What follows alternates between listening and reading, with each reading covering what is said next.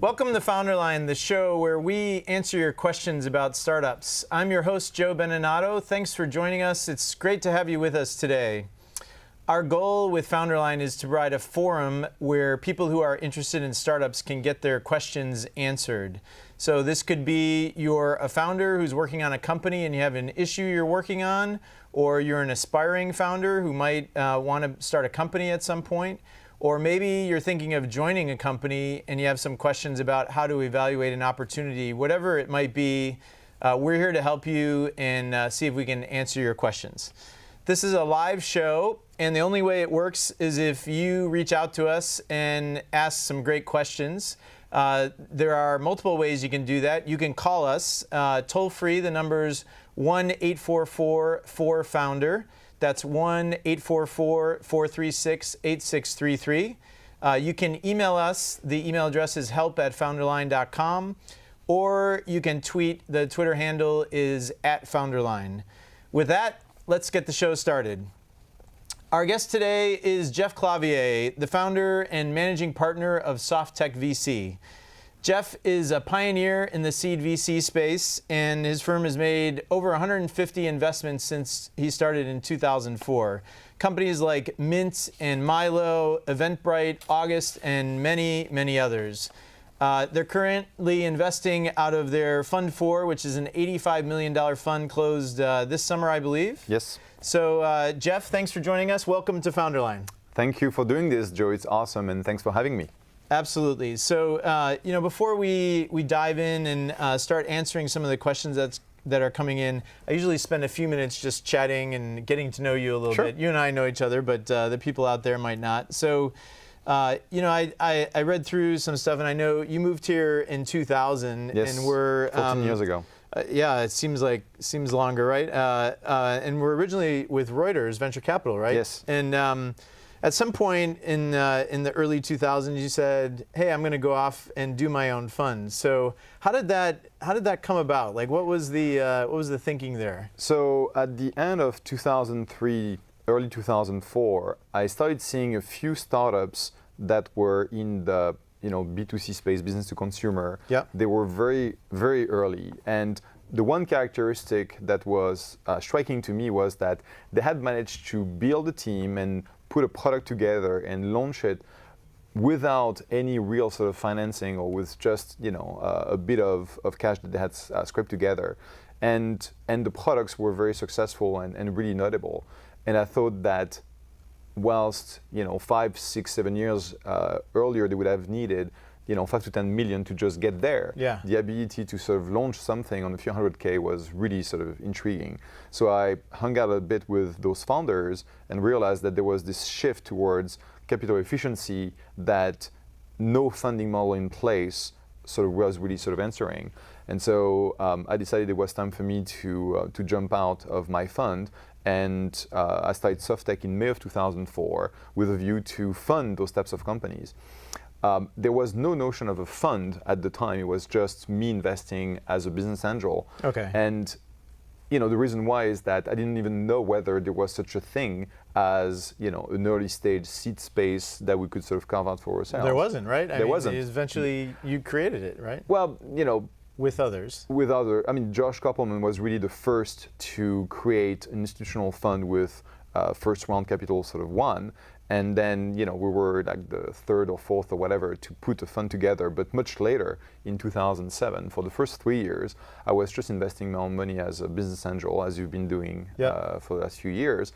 And believe it or not, it was actually hard. I mean, you remember, it was actually hard to put together a $200,000 to $300,000 round, because you need like 10, 12 people to pull the resources together. Yeah. And so I did that and became pretty active, was anointed one of the super angels by some dude at, I think, Business 2.0, whatever.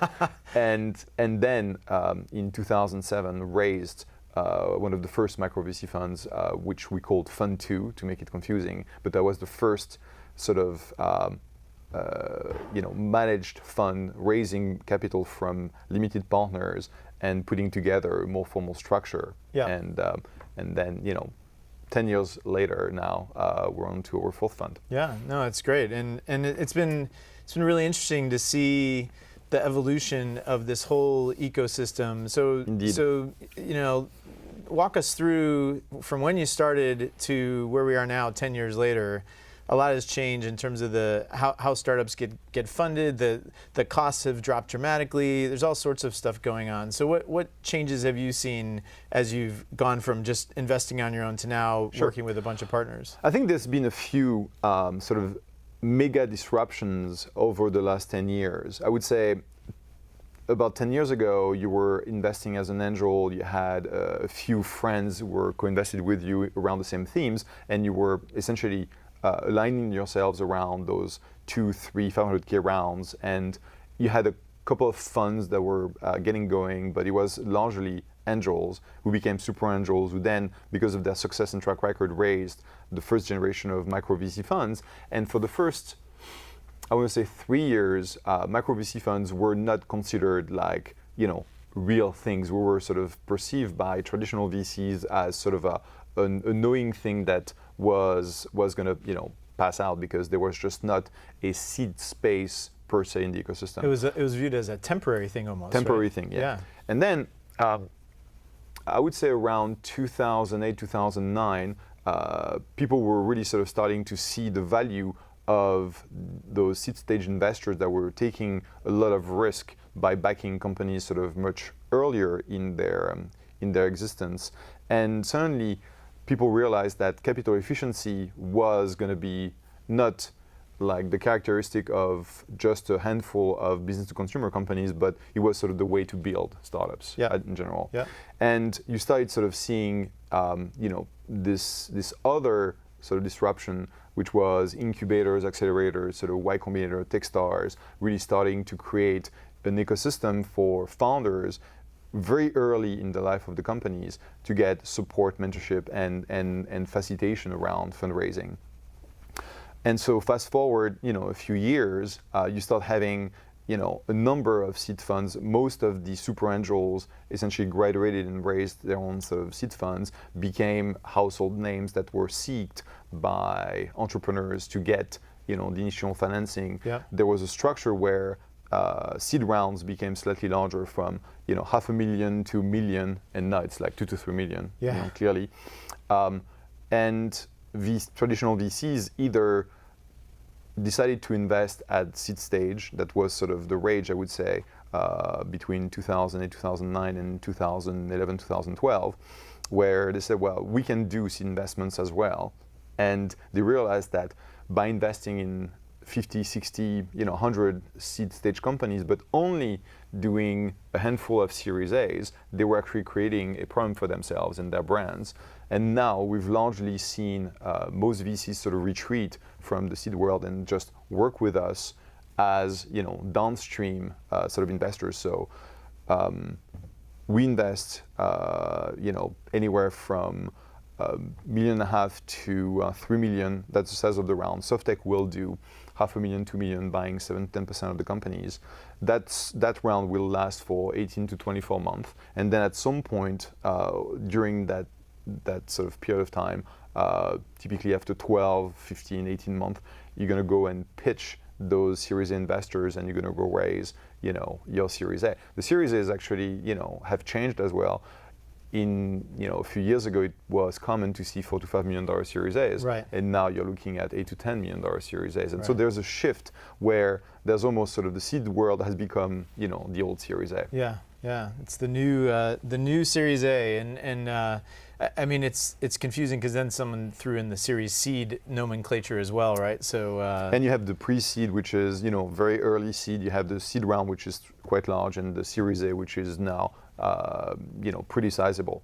And then the last disruption I would mention is crowdfunding. So AngelList and all those sort of crowdfunding platforms that have given access to more retail investors, a view, sort of a peek at the deal flow of successful angels and funds, and given them the ability to back early stage startups, which means that from the standpoint of the entrepreneur, they have a lot of opportunities to get funded. Yeah. And well, funding used to be a barrier, it was really a pretty serious challenge that you had to overcome to start your company. Now I would say it's much easier to get, some financing, whether it's going through an incubator, raising from a seed fund, and then a syndicate of investors, growing an angel list, running a crowdfunding sort of a campaign on the platform, and then it's up to you to execute and prove you're worthy of that Series A, which is ultimately the first real hurdle that is still hard to overcome. Yeah, makes sense. And even syndicates now, someone can pull together a syndicate with 300K, 500K, right? And with one decision from an individual, yes. all these people behind it. I kind of wonder where that's going to go, if they're going to be doctors and lawyers losing money and suing people at some point, but it's really that's always the risk. And right now it feels good because you have the IPO window which has reopened. There are some pretty active sort of M&A sort of happening, so it feels really good to everyone. But I remind everyone who wants to be an angel investor that this is sort of one of the easiest sort of way to lose money, including going to Vegas and betting it. And so if ever you're tempted to join in and be an angel investor, you really want to do it with capital that you can assume being lost. Yeah. Because unfortunately, that's the most likely outcome.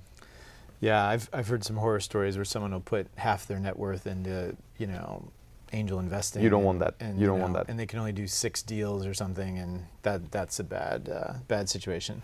So you've managed to invest in some really great companies over the years, and I always found it interesting to talk with investors about how they find those opportunities, and then once you find them, in many cases they're competitive, how you end up winning the deal. And maybe you don't want to give away all your secrets from SoftTech, but walk us through some of that. Where do these deals come from? So we have this sort of referral network, and now that we're established, it's sort of different from 10 years ago when I got started, where I was literally a nobody, and I had to go and seek founders, and I was essentially offering help and trying to, because I wasn't a very experienced VC. I had done 4 years of venture capital, and after 4 years you don't know much at all. It takes 10 years to even start having a clue. But I was trying to help founders, and at the time, back in 2004, you didn't have the sort of transparency and visibility on VC terms and process and term sheets and so on and so forth. So the fact that you had a semi-experienced VC that was sort of sitting next to you and explaining what it takes to actually get finance, what a pitch deck looks like, what the process is, and how you actually go about getting finance was actually valuable. Yep. Fast forward now, so we've backed 153 companies over the last 10 years. So we've backed 500 founders, give or take. We've worked with 200 angels, a bunch of VCs, and so on and so forth. And all this creates a referral network that when a founder goes to them and says, oh, I'm going to go and raise money for company XYZ, they sort of look at the keywords SaaS, Internet of Things, marketplaces, mobile infrastructure, and they say, oh, SoftTech is a great investor for this kind of company. Let me introduce you to Steph or Charles or Jeff. And we sort of look at all those referrals, and we try and infer whether this person who makes the referral knows us well. And if it's someone who says, this is an awesome entrepreneur you should really meet, then we just you send me a deal, I will sort of look at it. And we try and figure out, is this something that is high on our priority list in terms of sectors we want to invest in? Yeah. Is it in a geography that is sort of interesting to us? Is it at a stage that is compatible with our investment strategy? And then we'll sort of bring in the person for the first sort of meeting, and then there will be a process that eventually maybe one day will yield an investment. Just to give you a sense of numbers, we get anywhere from 400 to 700 referrals per quarter, and we invest in 3 to 5 companies per quarter. Yep. So low probability. Very low probability. Yeah. I think that's one of the hardest things for founders to understand is what was wrong with me, or what did I do? Nothing wrong with you. Yeah, We like you, man. Yeah, and so because we actually had this story where I had to pass on Joe's little startup. Maybe a good decision, as it turns out. But no, but it's not you. It's not a fit, right? Or or they don't believe the thesis or whatever it is. You shouldn't be offended. So we look at I still talk to you, even of course, we're still friends, and that's always sort of awkward when you have your friends coming to pitch you and you have to say, well, it's nothing personal, it's business, right? Yeah. I still like you, I just didn't like your idea. I told you that though, right? You did. You absolutely did. And so, quickly too, which is the other key factor. But go ahead. And so, we look at are those founders, awesome, and is there like a founder market fit? So do we believe that those founders for that particular sort of opportunity are really sort of an awesome fit? Do we believe that the product is really sort of differentiated, or is it one of those where we meet one company on Monday, another one on Wednesday, and the third one on Friday, and they pitch us exactly the same thing, which happens a lot these days. Really, seriously. We even have this notion of, I like the market, I like the product concept, I'm not sure about the team, let's wait for the next one. Because you know it's coming. Because we know it's coming. Wow, that's crazy. And then if all the stars align, and God knows it's hard to create a successful company, then let's make sure that this is operating in a market where the company can become really sort of massive or iconic. So we've had the luxury, you mentioned them. So we were in Mint, we were in Eventbrite, we were in Fitbit.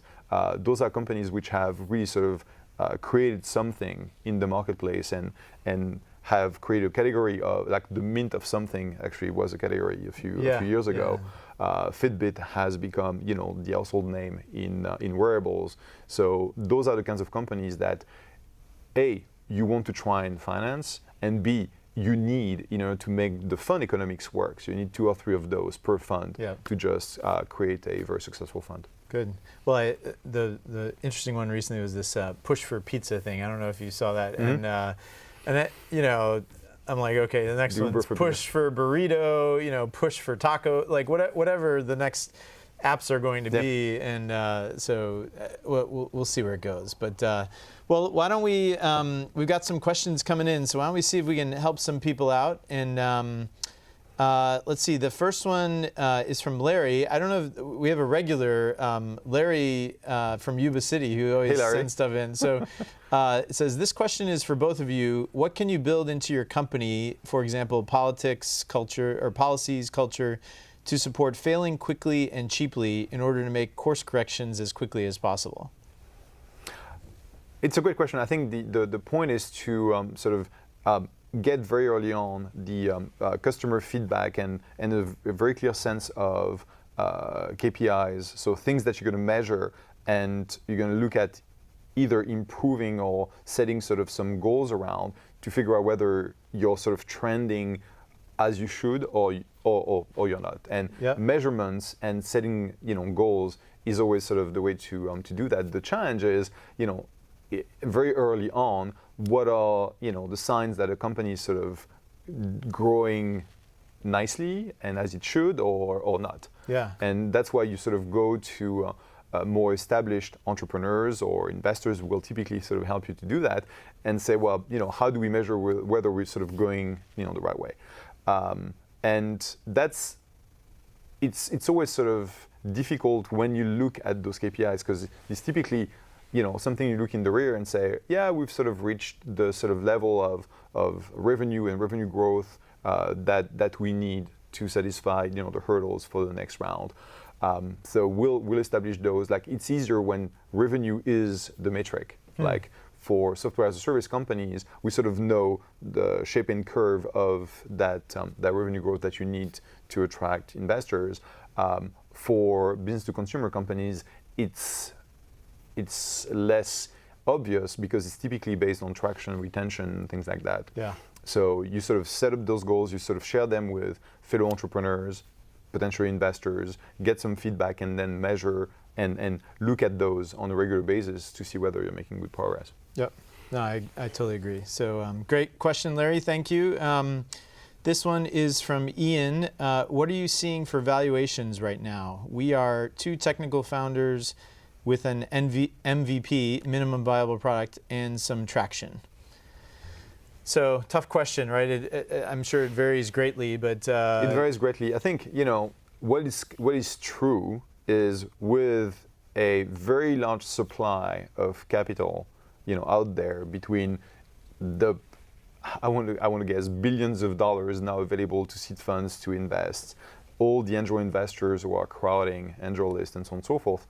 You really have a lot of capital available to fund interesting opportunities. And if your credible founders, if your MVP sort of looks good, if your initial traction, whatever that means, is interesting, then the good news is you will be able to raise capital. Then the question is, from whom? And my advice to entrepreneurs is always to try and find investors who have a great track record themselves in supporting great founders, and really select your investors on the basis of value add versus how much they're willing to pay. And typically, we're value-added investors, but we're always, valuation conscious because we have a fund to run and a lot of returns to actually deliver to our own investors. And so we always sort of be valuation conscious, and we'll look at what the company has achieved, and we'll say, well, we think that, this is a 5 pre-investment, this is a 7 pre-investment, this is a 10 pre-investment, and that's based on how far the company has gone in terms of execution, in terms of de-risking, and if ever it's a software as a service company in terms of revenue. Makes sense. But what I can say is that the valuations have definitely creeped up over the last couple of years. That's for sure. Yeah, absolutely. And Ian, I would just add, if you're looking at something, really focus on who the investor is. As Jeff said, it's who you're working with is way more important than any of those other things, unless there's some really weird terms in there or something like that. But very clean terms. Series C documents are available on the web. That's the basis of what we use and what most micro VC use these days. And then in terms of valuations, something which is fair for both sides, right? Yeah. Get some help, some feedback from fellow entrepreneurs, but remember one thing: the only valuation that matters is the one that someone's going to invest agrees with. The fact that your buddy says, "Oh, you're totally a 20 post company," and he doesn't invest, it doesn't mean anything. Yeah, exactly. All right, here's one from Michael. It says, you mentioned on your website that you help about 15 companies per year to staff up, launch their product, and build their sales and marketing engine so they can raise future funds. Yes. How do you help them launch their product? What services do you provide to help your companies? So I think it's, for us, we sort of look at what the company has in terms of assets. Do they have a marketing person? Do they have, and if they don't, then we either help find, the right marketing person or the right, product person or the right. So whatever holes they have in the organization, we try and either find a way to patch the hole, and that might be sort of ourselves or some people we know in the community, or we help them sort of recruit and retain the right sort of executives, because one of the things that you do at seed stage is start building the executive team around the founders. Yep. And then we help them with whether it's their brand marketing, whether it's their product marketing, whether it's we never substitute ourselves to the company, but we have enough operating experience on the team with my partner Charles, who's one of the greatest sort of biz dev guys in the Valley, and Steph, who's an awesome sort of marketing person.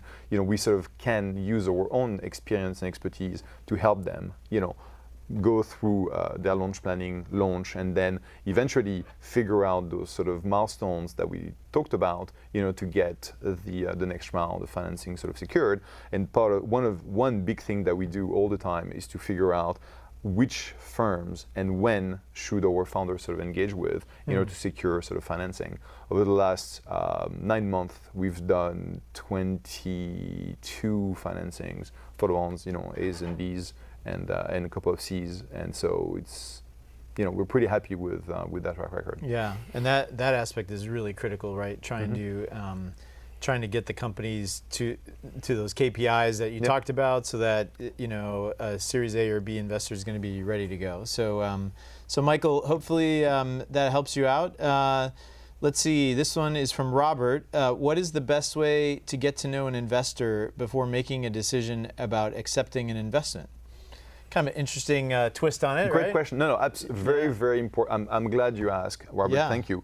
I think you should spend the same time getting to know the investor and doing reference checks on their portfolio. And we welcome and we actually offer our own sort of CEOs as references for ourselves when we talk to entrepreneurs about working with us, because you want to make sure that our values and the way we work with people is sort of compatible with the way you want to engage with us. Yeah. So if you're a software as a service company, and I did that recently for an investment which I can't talk about because that's the one we were talking offline, it's not announced yet. Yeah. And the CEO spent, basically about a week talking to 3 or 4 of my CEOs, and then she went around the network sort of trying to gauge what people who hadn't offered as references would say about me as a board member and investor, to make sure that the set of values that we have and the way we engage, and we're very engaged, we get involved in our companies, but we're also sort of pretty tough. If things don't go well, we try and work together to fix them, and if things go great, then we try and push you to go even better and faster. Yeah. So demanding investors, but the upside is we actually spend a lot of time and deploy a lot of resources to make you successful. And I'll ask the flip side, which is, does it make you nervous if the people you're investing in don't check you guys out or don't go and do references? Or what's your take on that? I think, it's a great question, and those are sort of the sort of little signs. So there is this interesting period of time when you're sort of dating, right? You put down a term sheet and you have a few weeks to figure out how the relationship is going to go based on, how you behave during the legal phase where we're going to negotiate the documents. And, every time we sort of talk together about the company, do I feel that, this interaction sort of makes me feel good, and it doesn't sort of trigger the spidey sense that, unfortunately, whenever it starts going off means, ooh, I'm not sure this is something which I'm as excited as I was at the beginning. Like crazy stuff in the legal documents, or things that you should have disclosed. And there was, we started with 3 co-founders, and now there's 2, and that guy sort I meant to tell you about that. to sue us, and so all those things should be plain vanilla on the table. And look, not everything starts, super rosy and everybody sort of stumbles, but it's all about establishing a fundamental sort of trust in the relationship, and expect people to be very open about those things. And, yes, if ever they don't ask for references, it might mean that, they're a bit naive in the way they sort of run the company. And, early sort of engagement with customer. I mean, we take those calls as well. Like if someone has already engaged with customers, then we call those customers and we sort of try and figure out how that sort of went. Because yes, you can course correct and fix things, but sometimes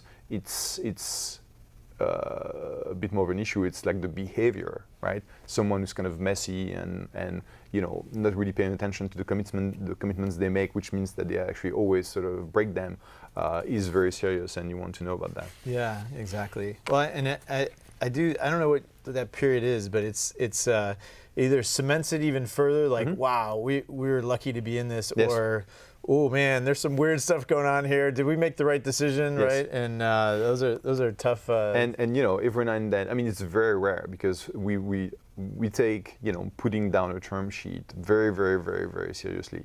But every now and then, you just, during this sort of legal due diligence and period of time when you negotiate and so on and so forth, you find that the founder or the founders end up sort of really negotiating way too hard or being inflexible, or you just go, look, I'm just not going to be the right investor for this opportunity, and you should just not work with me. And then you sort of politely fade away. Yeah, that's tough.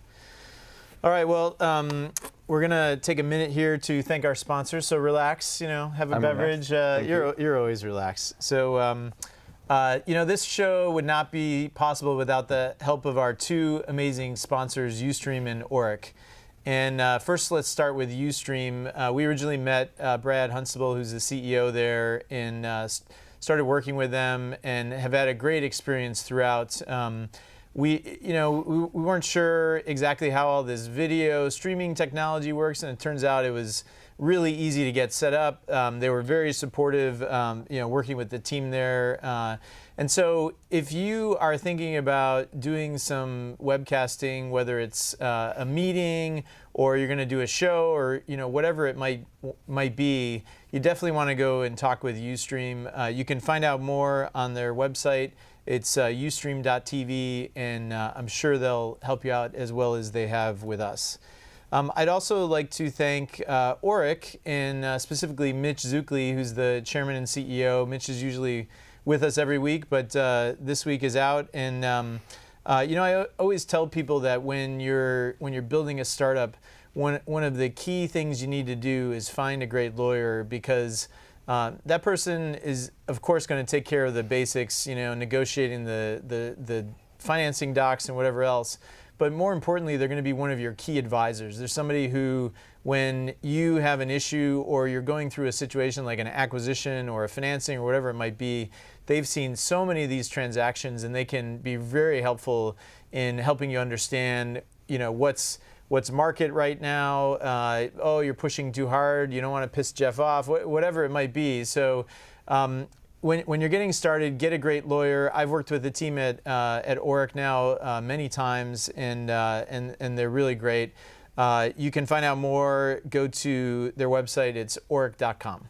So normally we'd have the Ask the Lawyer segment now, but Mitch is gone, so we're just going to dive back into to questions, and let's see. But I'll say that I'm super stoked that Ustream is involved. Brad is a good friend, and Ustream is one of my early investments. Oh, really? Oh, perfect. From So one. I'm sure we planned that. They actually, I'm not kidding. Like, it literally took us 10 minutes to get the thing up and running the first time, and that surprised me. I was kind of like, I reserved like the afternoon, and I'm like, I think it's working. Look at that. It used to be the case. Video was hard to produce, several years ago, and now it's so much easier. Yeah, and they seem like they're doing great. And even when we went over to Europe, like, everything worked fine. It was funny. I was talking to my son today, and he's really getting into watching live streaming of people playing Minecraft. And there's this guy, I think his name is Captain Sparkles or something, and he's making like $3-4 million a year just running these things. And I think it's on Twitch and on Twitch, yeah. Which was just acquired by YouTube. Yeah, exactly. So it's just really interesting to see. When I was growing up, you watch TV and you play video games, and now they watch other people playing the video games, right? And it's become this whole category. It's really really amazing. So. Let's see, we have an email here from Henry. How many board members should we have after a seed round of 800K? Does SoftTech insist upon a board seat? So no, we don't insist on a board seat, except when we think that the company at its stage would actually benefit. So we look at the experience of the founders, we look at the space, we look at dynamic, and we'll sort of advise very often founders to create a board where they retain control. One of the big things for founders early on is not to lose control of the votes of the company and the control of the board. And so we'll say, hey, let's just have a 3-person board with 2 founders and 1 seed investor that will represent the class. Typically, the lead of the round and the lead in a financing is the one sort of establishing the terms, negotiating with the company, and putting the docs together. So that person will either get on the board or appoint someone who could be sort of a board representative for the class, could be sort of an angel investor, or someone who is really well geared towards supporting the company. Yeah. The challenge that early stage founders have is, unless they really sort of have a set of clear milestones and they know what they have to execute on, they're sort of blind, and they will be blindsided in terms of how to know whether this path is sort of the right one, whereas this one was the one to choose. in our experience, when we sort of lead and take, let's say, about 10% of a company, because we wrote a large check, then we'll step on the board, and we'll offer to step on the board, and it's often sort of part of the value add because we'll work very closely with the team. We'll meet roughly 6 to 8 times a year as a board.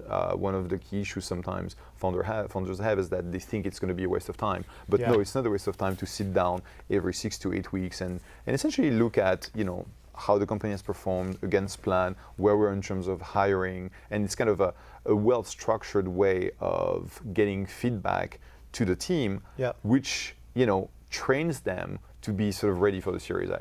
Because this is the kind of thing that founders will have to do for the Series A, because investors, when they invest, $5, $6, $10 million, they will get on your board. Exactly. And so it's a good practice, and we encourage it. We think that we have capacity for 5 boards per person in the firm, and we make sure that we only have 5 board seats each. That's great. Yeah, I think I don't think in these early days these are board meetings where it takes 3 days to prepare for them, and these are sometimes just sitting down and getting all the metrics together and walking through them, right, and talking about, okay, 6 months from now you're going to need to worry about raising the next round or whatever it might be, right? And it's also a way to get people on your team exposure to the board, and it's sort of a good dry run for what happens when they grow up and they raise the Series A. Yeah, and hopefully they do grow up someday. All right, before I forget, if you want to reach us, you can reach us multiple ways. You can call us 1-844-4FOUNDER. You can email help@founderline.com, and you can tweet to @founderline. I seem to have lots of emails coming in today. This next one is from Maria. I'm a female startup founder, and I'm finding it hard to tell if VCs aren't taking us seriously because I'm a woman, our idea is bad, or something else. What advice would you give me? So, this comes up a lot, and one of the hardest things, as an investor that I find is when you have to tell someone, look, this just isn't the right fit. You're probably not the right person to lead this effort or whatever it is. But I think Maria is feeling a little bit like, maybe it has something to do with her being a woman. What would you say to someone asking that question? Well, it's always very hard because it's really not, as a founder, you sort of want to try and put your best foot forward and say, this is why I, as a founder, I'm excited about the opportunity. This is why I, as the CEO, am the right person to lead this company. And we sort of look at it and sort of look at the experience, at the leadership which has been demonstrated, the market knowledge, and so on and so forth. And we either sort of feel that there's the right sort of founder market fit, or there isn't. We really try hard to have a lot of female founders in the portfolio. We have more than 10% of our companies have female founders, and we wish there was more, because we think that that brings a lot of value to the team to have a female on the team of founders. Saying you're not the right founder because you're a female is just ridiculous. You look at the person, and we try and never think as to whether this is female, male, ethnicity, sort of region, whatever. Is this the right founding team that comes to us with this opportunity? And I think for Maria, it's really a question of trying to get some friendly investors to have a heart-to-heart with her and say, look, the reason why people are passing, based on what I've seen and heard, is that either there's no market, the product is just not that interesting, or you're just not convincing us that you are the right person for that opportunity. And and the problem is VCs never like to say those things because they don't want you to be pissed at them. And the one thing which is sort of always humbling to me is once we have sort of this discussion with founders and we decide to pass, several of them will then become sort of referrers to us, and some of the best companies have been referred to us by founders who had passed on us. We had passed on. Yes. But we sort of displayed, we just sort of pretty straightforward and said, hey, this is why we're passing, this is why we don't like it, and that's why, you will face those sort of set of issues, we think, in the future as you build a company. And very often we're right, and sometimes we pass on really incredible companies that become major successes. So to Maria, it's really a question of trying to get that real feedback from a few friendly investors that will sort of give her the real reasons why she hasn't gotten any sort of traction in the fundraising, and try and course correct. Yep. No, but there is such a thing as not being the right founder for an opportunity. And you don't want to spend 2, 3, 4 years of your life trying to build something which you're the wrong founder for, or where there's no real opportunity, right? Yep. No, absolutely. And Maria, I think it's really important, as Jeff said, get somebody who will be honest with you, and also try and listen very closely to what they're saying. All of the investors you meet with, because some of them will kind of avoid it, and maybe you got to read through the lines. I liked it, it's my partners, or I've done too many deals this year. Yeah. But I think the best VCs, and I know Jeff and his team fall into this category, are the ones who give it to you straight. They may not like it for whatever reason. You may end up disagreeing on it, but I had to turn down 2 companies yesterday, and I always dread it a little bit. I'm sure you know that feeling. Like, they're good people and you want to see them succeed, but it's not the right thing for you. And what they really appreciate is when you give them the feedback like, well, I just don't buy this piece of the story, whatever it is. And we may disagree on it. And of course, you should have conviction around that because you're the founder and you're doing this. But and please go prove me wrong, because that's and that's we wish you well, and we'll cheer for you from the sidelines. Yeah, absolutely. So once you hit the unicorn, the $1 billion. Then you can send them the friendly email from your yacht in the Caribbean. Worst pass ever. Yeah. I won't ask you that yet, but all right. So hopefully that helps, Maria. We have an email here from Matthew. How much of your success is due to how picky your firm is? What are some investments? Oh, here it is. What are some investments that you missed out on and wish you'd taken? Why did you pass on those? All right, so I don't know if you want to name the unicorn that you missed, or the 6 unicorns, or the 10 year. I mean, it's building up. I think so. The success. If you sort of trace back the companies that we've backed, which have become sort of great successes, they were, essentially awesome entrepreneurs that had a sort of market-defining or market-disrupting sort of idea that they end up executing and building. So whether it's Aaron Patzer with Mint, which was we're going to create a new category that, eventually will disrupt Quicken and the desktop software market in terms of personal finance. And the big challenge was convincing consumers to give the company, this startup, which at the time was a one-man startup, your password for your banking accounts. And it was like fun to actually get there. So whether it's Aaron Patzer or Julia and Kevin Hartz at Eventbrite, or James Spark and Eric Friedman at Fitbit, and the sort of very successful founders we've backed, they were sort of awesome. And we try and sort of find those sometimes obvious gems, sometimes hidden gems in the portfolio. And every time we sort of did a review of the portfolio this morning, and we sort of pointed to the mistakes we made, and those were not awesome founders. We should have sort of selected them out or filtered them out on that basis. And the mistakes you made, you put money in, and you shouldn't have. And we shouldn't have, because the companies sort of went sideways. Yeah. In terms of the unicorns or the decacorns, which are the $10 billion unicorns, so LinkedIn was sort of one of the biggest mistakes I've made by passing early on, back in 2003, when I had the opportunity to be the 14th angel. And there were 4 different business social networks at the time. Not trying to give myself an excuse, but I just didn't believe that they could actually scale in terms of both network and revenue to become something sort of big and important. Big mistake was Reid Hoffman is one of the most exceptional sort of entrepreneurs of our time, and you should just blindly go behind him, and that's it. Don't ask questions. Invest. Back to your original point, right? Yeah.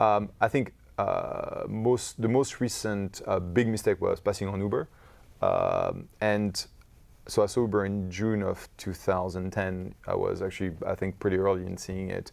And the key issue I had was, at the time, Travis was essentially showing me Uber, but he and Garrett were the founders, but they were not involved in the company operationally. And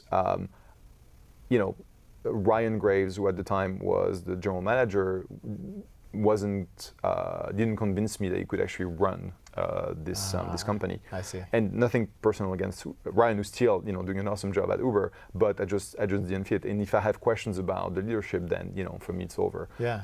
Tried to invest at the tail end of their seed round, which was in around September of 2010, and said there was 100K left in the round. I said, I'll take it, and they turned me down. And so that happened. That's my fault. I should have definitely sort of looked at the disruption in the experience and just said, let's go do that. Were those guys, were they working at other companies at that time? Garrett was still at StumbleUpon, and Travis was still sort of retired. And he joined Uber as a CEO just a few weeks after I sort of tried to invest in September. I got it. Then there's Airbnb, Twilio, but Pinterest I completely ignored. But every time you look at the value proposition and what they had to show for when we passed, and it was like, I passed on airbed and breakfast. Yeah. So the notion of having an airbed in someone's home when you go to a conference, to really sort of have a cheap solution to stay. I remember that, and I thought it was crazy. I said I would never do that. Like, who would ever want to sleep on someone's sofa? So for money. And look, our job is to sort of see pretty much not everything, because it's impossible to see everything today, but as much as possible of the everything pool, of startups, and then figure out which ones, will be successful. And as long as you have 2, 3, 4, 5 of those per fund, then you will do well. Great. So Matthew, I think we covered all of your stuff in there. Hopefully that helps. And we ask ourselves, and we did ask ourselves this morning, what can we change in our process to not say no to an Uber and to say yes to the things that end up flailing and not working. But the point is, we know that at least 30 to 40% of our companies will just go bust and implode in a very embarrassing way, because that's what we do. Yeah, I was going to pitch you on this new idea I have called Yo-Yo. I don't know if you've seen that yet, but it's going to be big. So, I'm sure it's going to be big. Watch out. I'll let you know later. All right, let's see. We have an email from Albert. How do most acquisitions happen? Is it the acquirer who approaches the startup, or vice versa? The best acquisitions are when the company, the startup gets approached and by the acquirer, and essentially gets courted, and when the acquirer is really trying to convince the founders to join in, because that's what they will sort of really make sure that the terms and the offer all sort of is interesting, and the founders sort of find a reason to come in and join in and stick around for 2, 3, 4, 5 years. Whenever you as a startup try to get bought by someone, it's typically much harder. Yeah. So I totally agree. And it's sort of like dating, right? Like the if you're chasing the girl, right? She gets to be very picky, right? And so it's the same sort of thing. Having been through looking at both sides actually with Tello, where initially we were looking for someone to buy us, and then we switched to a new model, and then people started coming to us. Yeah. One is the difference, right? Yeah. There's a huge difference, right, in terms of leverage and everything else. So, yeah, you want them coming after you and chasing you. So I hope that helps, Albert. Good luck with that. Let's see. Rick has a question. How did your two partners end up joining SoftTech? What was it about them that made you interested? I think you alluded to some of this earlier. Yeah, it's a great question. So Charles Hudson, my partner, I've known for almost 14 years. So we met when I was investing for Reuters and he was investing for In-Q-Tel. And it was sort of kind of interesting that we were looking at very similar deals, but he was coming at it from the intelligence community and I was looking at it from the financial markets sort of interest or perspective. And I've always sort of found him super smart, is one of the smartest persons sort of I know, and we sort of have been friends for a long time. And when I thought about the profile, expertise, experience, sort of values, behavior that I would like to see in my partner to be back in 2010, he was one of the first people I sort of chatted with, and I was lucky that at the time the startup he was with sort of had been acquired by Zynga. His own media business had been acquired as well, and he was kind of available looking at making investments. And so we sort of dated in the sense that we looked at deals together, and we sort of figured out that we were sort of different enough that we could stretch ourselves and be honest to each other, so really be better investors as a duo. But still, we had enough mutual respect that we could agree on the right deals. And so I offered him to join me as my partner. And then about a year and a half later, serendipity put Steph in front of us. So she comes from the East Coast. She's from Jersey Shore, but don't tell anyone. She, after doing an MBA at Columbia, she decided to move to the West Coast and try and get a job in venture. And she, came with 2 suitcases, living on someone's sort of floor. And one of my LPs, limited partners investor in SoftTech, is also a Columbia alum who made the intro, and he said, "Hey, just meet with her and sort of give her feedback as to what it means to find a job in venture." And I basically told her, as a newly minted MBA, that she should sort of get operating experience first and not try and work in venture, because venture is for older people, kind of. Once you've had a bit of operating experience. Turns out that she had 10 years of operating experience, and she had done an MBA afterwards. And I just liked her a lot, and I sort of said, "Hey, we never sort of thought of having SoftTech have non-partner execs, but we'll give you 10 weeks to prove to us 2 things: that we need someone like you at SoftTech as at that time a principal, which she started as an associate and then a principal, and show us that you're the right person for us, and we need someone like you." And she did a fantastic job, and after 5 weeks, we basically offered her a full-time job, senior associate. A year later, she became principal, and she's now, in charge of education tech, a lot of digital health. She's, sitting on boards, making investments. She has, the same voice on the investment committee as Charles and I, and I'm very lucky to have them both as my team. That's awesome. Well, hopefully that answers the question, Rick. But it's very challenging to add someone to a VC firm, because you want to make sure that there's enough, difference, diversity, in terms of the way things are approached, so that you can stretch yourselves and avoid the sort of mistakes I was referring to, but still that you're compatible enough that you will be enthusiastic about the same types of deals. Yeah. And sometimes, it's kind of, and you have sort of the right set of values and everything. So it's actually not easy, Do you guys have to be unanimous, or can there be a? It's interesting. I mean, with 3, with 3, with 3, we sort of have the rule that if one of us really doesn't want to do the deal, then we'll just pass. Wow. And sometimes you have like 2 people who have very strong conviction, Yeah. Really, really want to do it, and then the third is like, I'm not sure that Neutral, I like right? it, Yeah. but if you guys are so enthusiastic, and I listen to you, and I have my doubts, and those are my doubts, and we have sort of very healthy debates. That's why we sometimes we'll sometimes sleep on a deal. We'll say, well, let's just sleep on it. Let's just not decide today. We heard each other.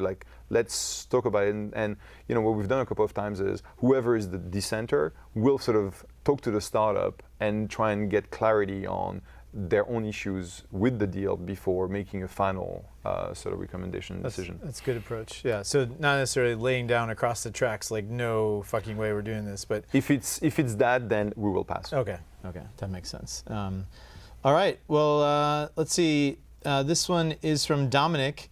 Have you ever had to fire or replace the CEO of one of your companies? Oh yeah. If so, what set of circumstances led to that event? Dominic, I hope you're not in this situation where you're worrying about that, but what usually happens in those cases? So, answer is yes, several times. And it's not only, I mean, it's the CEO or one of the co-founders or whatever. And to be clear, as seed investors, we sort of really buy into the team that we're going to be investing in. And so if we think that there's like 3 founders and one of them doesn't sort of cut it or whatever for us, we won't invest. We never sort of step into an investment thinking, those 2 awesome, this one is going to go. We just pass on the investment.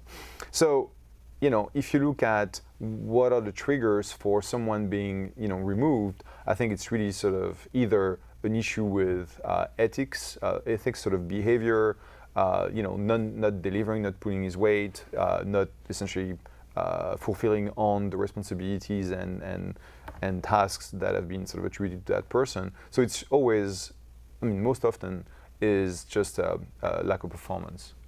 And if it's the CEO, it's just demonstrating that the leadership that is expected from a startup CEO is just not there. And to be honest, that means that if we have to replace the CEO during the seed round, we really screwed up. Yeah, because you should know that in advance. Because we should have sort of spotted that. But we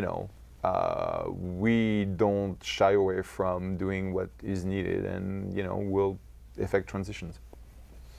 All right, and having lived on multiple sides of that equation, those are always tough situations. So yes, it's really important those to try and be objective and not overreact, and just sort of listen to the feedback and do what's best for the company. So I know that's sometimes hard, and there are disagreements, but those things happen. All right, I think we've got time maybe for one more here. This is from Jackson. When a company is in need of a bridge loan, what goes into your decision process when thinking about whether or not to continue supporting the company? So, I lived through this as well, and you're always wondering, hey, are you going to support us, or are you going to sort of leave us to die, or what's going on? So, how do you guys look at that? I'm sure that's come up, many times. Oh, many times, and it's happening, even more these days, where what it takes to actually raise a Series A in terms of hurdles has sort of gone up, and so you have a number of companies, especially if they raised a small seed round 18 months ago, and small seed round means like 750 to $1 million, right? Which is a small seed round these days. Crazy. Because we always want to see 18 to 24 months of runway when you raise. So that's why most of what we do is like 1.5 to 2, right? Yeah. So we look at the performance of the company, how well they have executed, how far they are from actually getting, those sets of performance indicators to the point of raising a Series A. And, sometimes we'll offer, to lead a sort of a seed round bridge, whatever, an extension. Sometimes we'll try and bring in other new investors who are focused on, the seed stage or the seed prime stage. Yeah. You have a few funds which are doing nothing but seed primes, so they're here to be, leading those extensions. And we'll either sort of lean in and support and help if ever the company has executed, or we'll just have a very frank conversation with the founder saying, look, you might want to try and raise more, but we don't think that even with that extra runway you'll get to the point of being able to raise a Series A, because we see all those issues, and so our input is we should just try and sell the company. Yeah. And that won't be an easy conversation, but we'll have the conversation. And typically it won't be sort of at the last minute. Like, we'll sort of give feedback to the entrepreneur, consistently over the course of the seed round, sort of execution. And it won't be a surprise to them if we decide to just, hold off. Yeah. But if I look at, the last couple of years where we must have done 10, 12, 15 sort of bridges, it's a rare exception that we end up, not participating. Yep. Sounds good. Well, unfortunately, we're out of time. And I'm sorry we didn't get all your questions, but if you want, you can tweet or email to either of us, and we'll see if we can help you out. Thank you for being such a great guest. Thanks for having me. It was awesome. You can follow Jeff and SoftTech on Twitter. His handle is @Jeff, so he's one of those first name guys. And SoftTech VC with 2 T's. With 2 T's. So don't forget the second T. We are taking next week off, so tune in on August 21st, which is 2 weeks from today, for the next episode of FounderLine. Our guest will be Heidi Roizen, who's an operating partner at DFJ. Heidi's an amazing person, and I'm sure it'll be a great show. That will be Thursday, August 21st at 5 p.m. Pacific time. Thank you once again to our great sponsors, Orrick and Ustream. Don't forget to follow us on Twitter. Our handle is @FounderLine. You can also email questions in advance to help@founderline.com. You can go to our website and you can subscribe to email updates, watch the previous episodes. This one will probably be up tomorrow sometime. And you can also subscribe to our podcast on iTunes. Thanks for watching, everybody. Here's to the crazy ones, and we'll see you again in 2 weeks.